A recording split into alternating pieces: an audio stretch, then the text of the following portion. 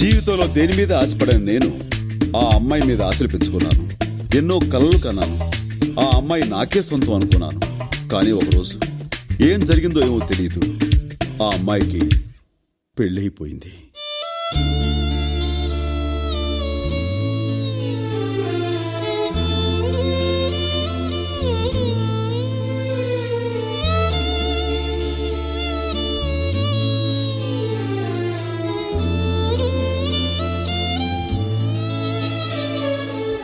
కళ్ళలోన కలలు అన్నీ కథలుగానే మిగిలేనే, కనులు దాటి రాను అంటూ కరిగిపోయేనే.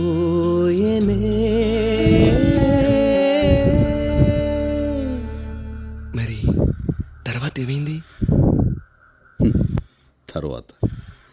తర్వాత ఏమవుతుంది? ఆ మరుసటి రోజు మా ఏరియాలోకి ఐశ్వర్య వచ్చింది.